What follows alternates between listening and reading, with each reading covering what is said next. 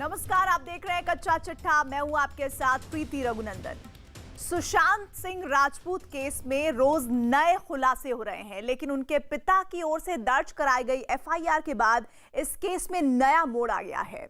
दरअसल सुशांत के पिता ने उनकी गर्लफ्रेंड रही रिया चक्रवर्ती पर सनसनीखेज आरोप लगाए हैं। यही नहीं, सुशांत की पूर्व गर्लफ्रेंड रही अंकिता लोखंडे ने बिहार पुलिस को दिए अपने बयान में कहा है कि सुशांत ने उनसे बातचीत के दौरान एक बार ये कहा था कि रिया उन्हें परेशान कर रही है। तो क्या वाकई प्यार की वजह से सुशांत की जान चली गई? जिनका उठना बैठना खाना पीना था उनको पहले तो इंटरोगेट करें। सुशांत आत्महत्या मामले में सनसनीखेज खुलासा।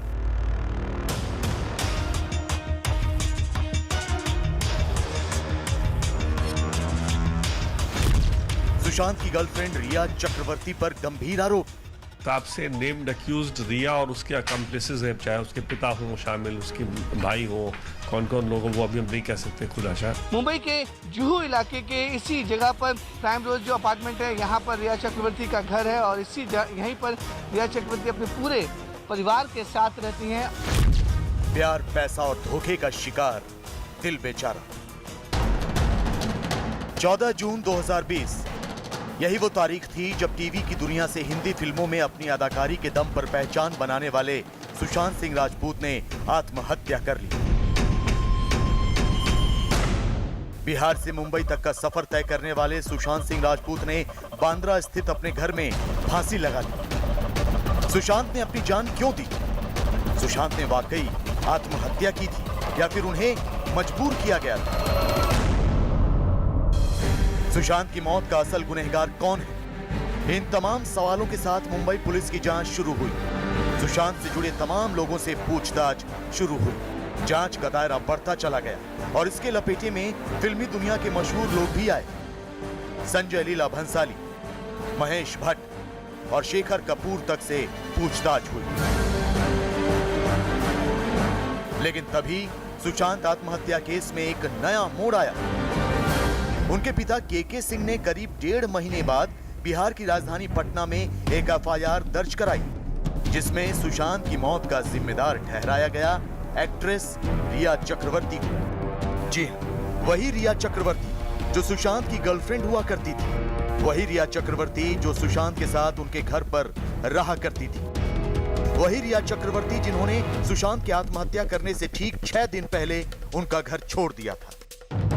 पटना के राजीव नगर पुलिस थाने में सुशांत के पिता के सिंह ने रिया चक्रवर्ती के खिलाफ एफआईआर दर्ज कराते हुए कई गंभीर आरोप लगाए हैं। मसलन रिया चक्रवर्ती ने सुशांत के अकाउंट से 15 करोड़ रुपए निकाले। रिया ने सुशांत को उनकी मेडिकल रिपोर्ट सार्वजनिक करने की धमकी दी। फिल्मी करियर के लिए रिया ने सुशांत को मोहरा बनाया था।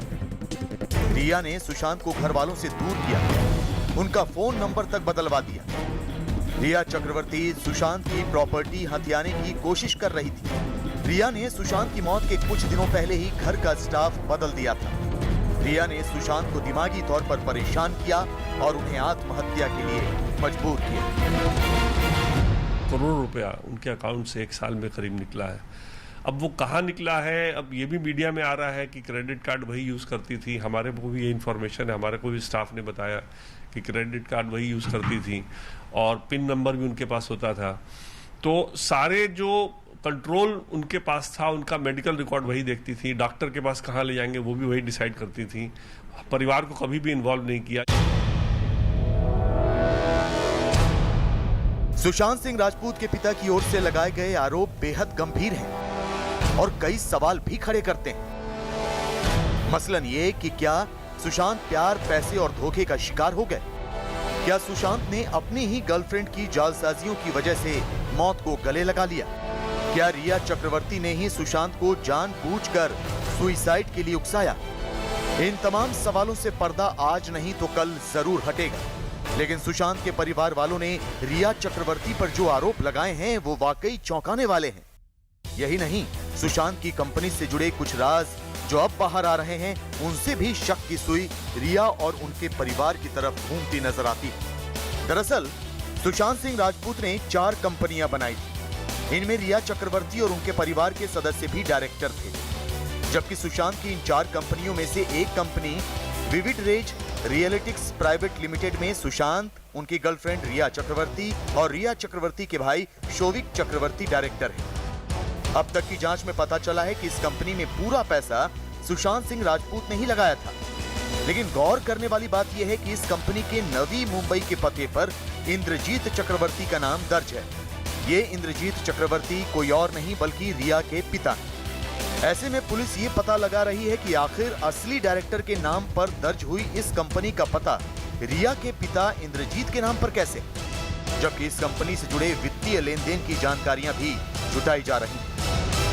कुछ पता चला अभी वहाँ रिया चक्रवर्ती के बारे में कि उसने अकाउंट के साथ छेड़छाड़ किया है, कुछ फ्रॉड करने का काम किया है, सुशांत को कहीं न कहीं बरगलाने का काम किया है बहुत दिनों से। तो इन सब चीज़ों का आरोप लगाते हुए एक एफआईआर कराया गया है पटना में। एक्चुअली चाचा पटना रहते हैं, इसलिए पटना में एफआईआर कराया गया। उनका तबीयत भी ठीक नहीं रहता है, तो मुंबई में कराते, लेकिन वहाँ रहना जाना को बात नहीं करने देती थी। पटना से जब फोन करते थे तो बात नहीं करने देती थी। एक दो बार उन्होंने बॉडीगार्ड के थ्रू भी बात करने की कोशिश की, वो भी नहीं बात कर। सो परिवार से पहले अलग किया, फिर उनकी मानसिक स्थिति बनवाई गई, उनको डॉक्टरों के पास ले जाना शुरू किया गया, उन पर दुनिया भर की दवाई स्टार्ट करवाई, और उसके बाद फिर वो मामले को आगे लेते जाते गई। वो उनके पैसे को इस्तेमाल किया, वो तो अलग बात है। उसके बाद जो है वो जब उनको लगा लास्ट में कि मेरे काम के नहीं है, जब उसने कहा कि मैं ऑर्गेनिक फार्मिंग करूंगा, कूर्ग में जाके जमीन वगैरह भी देखने लगा, दोस्त से उसने भी बात की, महेश से भी, तो उसको लगा कि अब मेरे काम का नहीं है, तो फिर वो छोड़ के चली गई, फोन ब्लॉक कर दिया। सुशांत सिंह की आत्महत्या के पीछे असल वजह क्या है, इसका पता लगाने के लिए बिहार पुलिस मुंबई पहुंच चुकी है और जांच का दायरा भी बढ़ गया है। ऐसे में बहुत जल्द सुर्खियां बटोरती इस सुसाइड केस के राज से पर्दा उठने की उम्मीद है। उम्मीद है कि बहुत जल्द सुशांत के परिवार को इंसाफ मिलेगा और उनकी मौत के पीछे छिपा सच दुनिया के सामने आएगा। सुशांत आत्महत्या केस की गुत्थी सुलझाने के लिए बिहार पुलिस की एक टीम मुंबई में है। फिलहाल बिहार पुलिस इस टीम ने रिया चक्रवर्ती से तो पूछताछ नहीं की है, लेकिन बताया ये जा रहा है कि बिहार पुलिस रिया और सुशांत से जुड़ी तमाम जानकारियां इकट्ठा कर रही है। बिहार पुलिस की टीम ने सुशांत की बहन मीतू से भी पूछताछ की है। उधर महाराष्ट्र के गृह मंत्री अनिल देशमुख ने सुशांत आत्महत्या केस सीबीआई को सौंपने से इनकार किया है।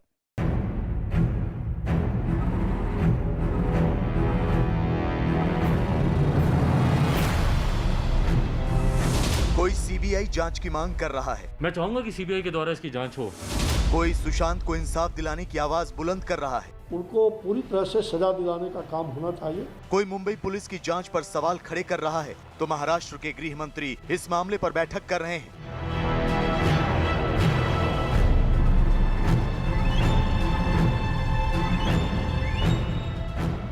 सुशांत सिंह राजपूत की आत्महत्या पर उनके पिता की ओर से एफआईआर दर्ज कराने के बाद हलचल बढ़ गई है। बिहार पुलिस की एक टीम मामले की तफ्तीश करने के लिए मुंबई पहुंच गई है। सुशांत सिंह राजपूत के मौत के मामले में पहली एफआईआर दर्ज होने के बाद तफ्तीश तेज हो गई है। सुशांत सिंह राजपूत मामले में पटना से आए 4 पुलिसकर्मी मुंबई में हैं, जिनमें 2 इंस्पेक्टर और 2 सब इंस्पेक्टर शामिल हैं। सुशांत सिंह राजपूत की आत्महत्या के मामले में मुंबई क्राइम ब्रांच में इस वक्त बिहार पुलिस की टीम मौजूद है और सबसे अहम बात कि अधिकारियों की ये टीम जो डीसीपी हैं उनके पास पहुंची हुई है। सबसे अहम बात ये कि 4 लोगों की ये टीम है जिसके अधिकारी इस वक्त जो है मुंबई क्राइम ब्रांच पहुंचे हुए हैं। बिहार से तो हम लोग महिला पुलिस का भी मदद लेंगे, जरूरत पड़ेगी। बिहार से भी महिला पुलिसकर्मियों को बुलाया गया। क्या इस मामले में रिया की गिरफ्तारी हो सकती है? अभी मुश्किल है सर, इन्वेस्टिगेशन चल रहा है, चलने दीजिए, अभी इन्वेस्टिगेशन के बाद ही बताता हूँ। सुशांत सिंह राजपूत आत्महत्या मामले में रिया चक्रवर्ती पर शिकंजा कसता नजर आ रहा है। रिया से तमाम तरह के सवाल किए जाएंगे, उनसे हर वो राज जानने की कोशिश होगी जो शायद उन्होंने अब तक जाहिर नहीं किए। तो शायद यही वजह है कि सुशांत की गर्लफ्रेंड रही रिया चक्रवर्ती ने सुप्रीम कोर्ट में अर्जी दाखिल की है। रिया ने बिहार में दर्ज एफआईआर को मुंबई ट्रांसफर करने की मांग की है। रिया ने अपनी ट्रांसफर पिटीशन में कहा है कि बिहार की जांच को मुंबई ट्रांसफर किया जाए, जहां इस मामले में पहले से ही जांच चल रही है।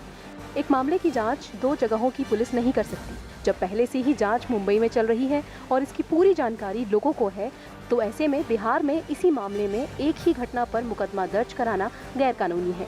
सुप्रीम कोर्ट के कई फैसले हैं, जिनमें सुप्रीम कोर्ट ने एक ही मामले में कई राज्यों में दर्ज FIR को सबसे पहले जांच शुरू करने वाले राज्य की पुलिस को ट्रांसफर किया है। मुंबई के जुहू इलाके के इसी जगह पर प्राइम रोज जो अपार्टमेंट है, यहाँ पर रिया चक्रवर्ती का घर है और यहीं पर रिया चक्रवर्ती अपने पूरे परिवार के साथ रहती हैं और माना जा रहा है कि जो बिहार पुलिस है वो मुंबई पुलिस की मदद से यहाँ पर पहुँचेगी और असिस्ट करने के बाद रिया चक्रवर्ती का स्टेटमेंट दर्ज करेगी, क्योंकि जो FIR दर्ज की गई है पटना में वो बाकायदा नेम्ड FIR यानी कि सारे आरोपियों के उसमें नाम है। बिहार पुलिस की टीम फिलहाल सुशांत और रिया के बैंक अकाउंट समेत उनके घर वालों से पूछताछ करेगी। केस से जुड़ी सारी जानकारियां जुटाई जाएंगी। सुशांत की बहन के साथ बिहार पुलिस बांद्रा स्थित उनके फ्लैट में भी जाएगी, जहां सुशांत ने आत्महत्या की थी। इस दौरान उनकी बहन मीतू और उनके दोस्त महेश भी मौजूद रहेंगे। महेश वही शख्स हैं जिनके साथ सुशांत ऑर्गेनिक फार्मिंग का काम शुरू करने वाले थे। कुल मिलाकर तमाम पहलुओं की बारीकी से जांच होगी और सुशांत आत्महत्या मामले में कोई चौंकाने वाला राज सामने आने की पूरी उम्मीद है।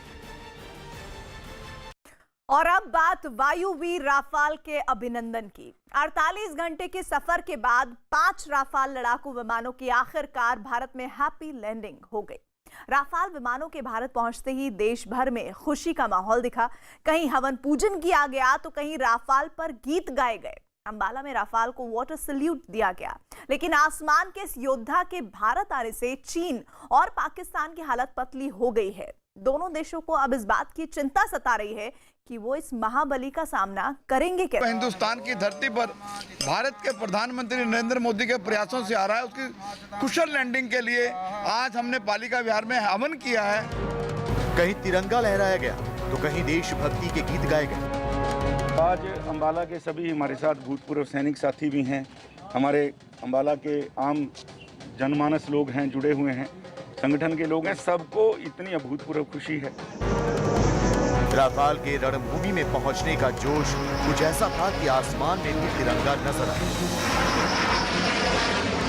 आज अंबाला कैंट में दिवाली बनती और हर एक अंबाला का और प्रदेश का और देश का हर एक इंसान आज बहुत ही ज़्यादा अपने आप में गौरवान्वित महसूस कर रहा है। एक लंबे इंतजार के बाद रणभूमि के सबसे बड़े योद्धा के भारत पहुंचने की खुशी कुछ ऐसी थी कि बाजार और विज्ञापन की दुनिया में भी राफाल ही छाया रहा। मशहूर डेयरी कंपनी अमूल ने तो अपने विज्ञापन में ही राफाल का इस्तेमाल किया।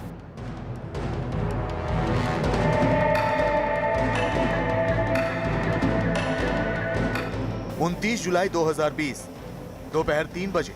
ये तारीख और ये वक्त आप भी याद कर लीजिए, क्योंकि ये पल अब हमेशा हमेशा के लिए हिंदुस्तान के इतिहास में दर्ज हो चुका है, जिसे ना तो कभी मिटाया जा सकेगा और ना ही बदला जा सकेगा। क्योंकि 29 जुलाई की दोपहर ठीक 3 बजे आसमान के सबसे बड़े जंगबाज यानी राफाल ने हिंदुस्तान की सरजमी पर कदम रखा। 27 जुलाई को फ्रांस से चले 5 राफाल विमान अबू धाबी से होते हुए हरियाणा के अंबाला एयरबेस पर पहुंचे। ठीक 3 बजे पहले राफाल ने अंबाला की धरती पर कदम रखा और थोड़ी ही देर में दूसरा राफाल जमीन पर उतर गया। उसके पीछे तीसरे विमान ने लैंडिंग, फिर चौथा और आखिर में 5वां राफाल भी गरजता हुआ जमीन पर उतर आया।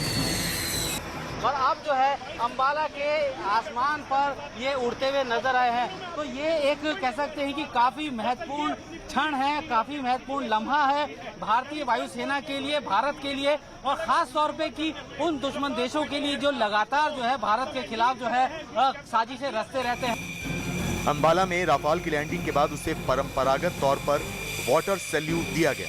सभी राफाल पर पानी की बौछार की गई और उन्हें नहलाया गया।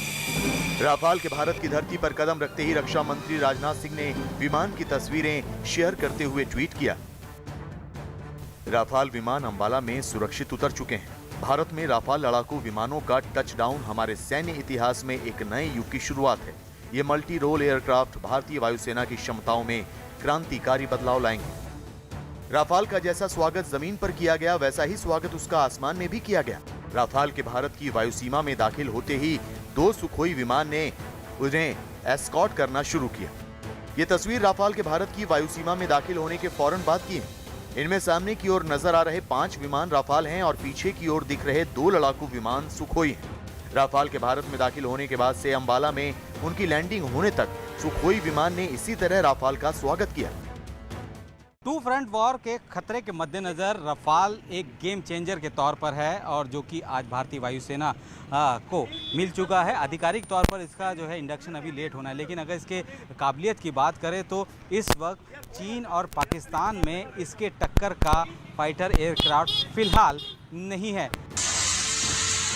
राफाल को फ्रांस से भारत लाने के लिए भारतीय वायुसेना के जाबाज फाइटर पायलट राफाल को फ्रांस से भारत लाने के लिए पहुंचे। राफाल की लैंडिंग होने के बाद प्रधानमंत्री मोदी ने संस्कृत भाषा में ट्वीट कर आसमान के योद्धा का स्वागत किया।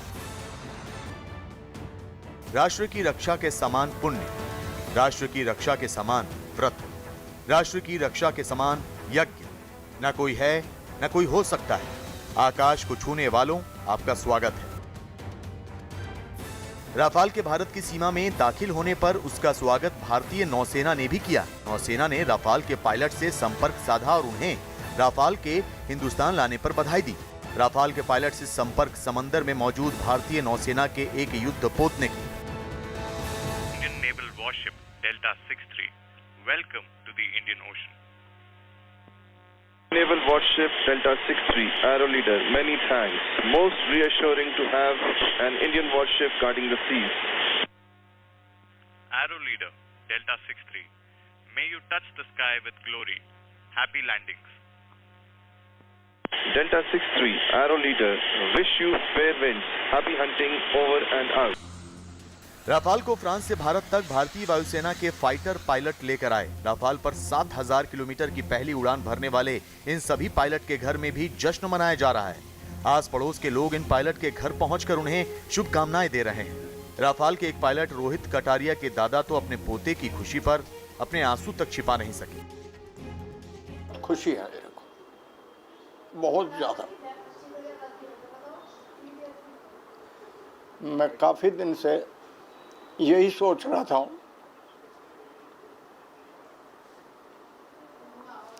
कि भाई इसका करतब किसी दिन देखें, तो वो आज देखने को मिल गया।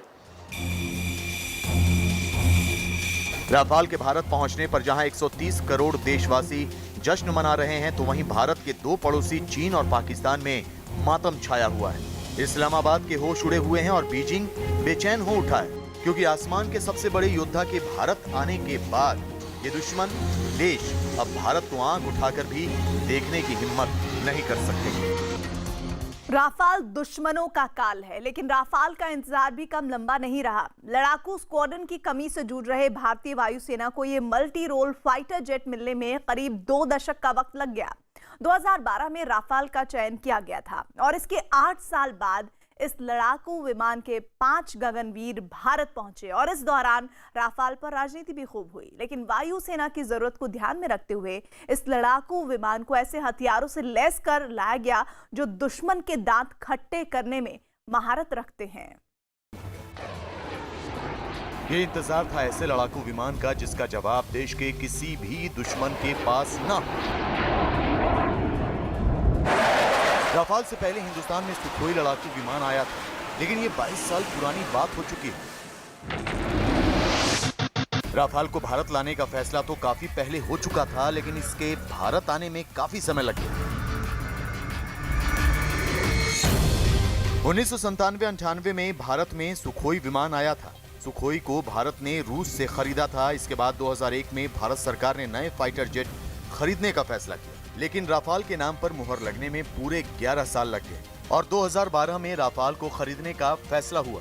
2016 में प्रधानमंत्री नरेंद्र मोदी ने फ्रांस दौरे में राफाल की खरीद को लेकर मुहर लगाई। फिर 2019 में रक्षा मंत्री राजनाथ सिंह फ्रांस गए और उन्होंने राफाल की शस्त्र पूजा की और उसके 9 महीने बाद यानी जुलाई 2020 में राफाल भारत पहुंचा।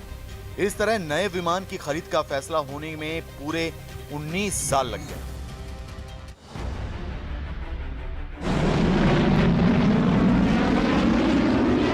राफाल के भारत आने में भले ही करीब 2 दशक लग गए हों, लेकिन अब ये भारत पहुंच चुका है और वायुसेना में इसके शामिल होने से भारतीय वायुसेना की ताकत कई गुना बढ़ गई। विशेषज्ञों का मानना है कि राफाल में हर वो खूबी मौजूद है जो भारत की वायुसेना की मौजूदा जरूरत थी। इस तरह भारतीय वायुसेना अजेय और अभेद्य हो गई। ये एक गेम चेंजर साबित होगा, क्योंकि इससे जो एयर पावर है इसमें मेगा एडवांटेज आएगा। देखिए ये जो एयरक्राफ्ट हैं ये कॉम्बैट रेडी हैं, बैटल में टेस्टेड हैं, ट्राइड हैं, इनको अफगानिस्तान, सीरिया, लीबिया में टेस्ट किया जा चुका है। राफाल के पहले बेड़े को हरियाणा के अंबाला में तैनात किया गया है और यह फैसला काफी सोच समझ कर लिया गया है। अंबाला एयरबेस पाकिस्तान की सीमा से 200 किलोमीटर दूर है। भारत की सीमा के करीब पाकिस्तान के सरगोदा एयरबेस से अंबाला की दूरी करीब 450 किलोमीटर है और राफाल को इतनी दूरी तय करने में करीब 11 मिनट लगेंगे। जबकि एलओसी के पास पाकिस्तान का दूसरा एयरबेस स्कार्दू है। इसकी दूरी अंबाला से 550 किलोमीटर है। यहाँ तक पहुँचने में राफाल को 14 मिनट लगेंगे। राफाल की इस रफ्तार ने भी पाकिस्तान के होश उड़ा रखे हैं और पाकिस्तान की तरह ही बीजिंग में भी राफाल को लेकर बेचैनी है, क्योंकि अंबाला में मौजूद राफाल एलएसी पर चीन के कई एयरबेस पर एक साथ निशाना साध सकता है। भारत के उत्तर में एलएसी के आसपास चीन के 3 बड़े एयरबेस हैं, नागरी, काशगर और होटान। अंबाला के करीब चीन का एयरबेस नागरी है। इसकी दूरी 363 किलोमीटर है। यहाँ पहुँचने में राफाल को सिर्फ 9 मिनट लगेंगे। अगर राफाल लेह में तैनात हुआ तो लेह से काशगर 615 किलोमीटर और राफाल को लेह से काशगर पहुंचने में 17 मिनट लगेंगे, जबकि लेह से होटान की दूरी 384 किलोमीटर है और राफाल को लेह से होटाल पहुंचने में सिर्फ 10 मिनट लगेंगे। फ्रांस से 5 राफाल हिंदुस्तान पहुंच चुके हैं और भारत ने 36 राफाल विमान फ्रांस से खरीदे, जो अगले 2 साल में भारत पहुंच जाएंगे।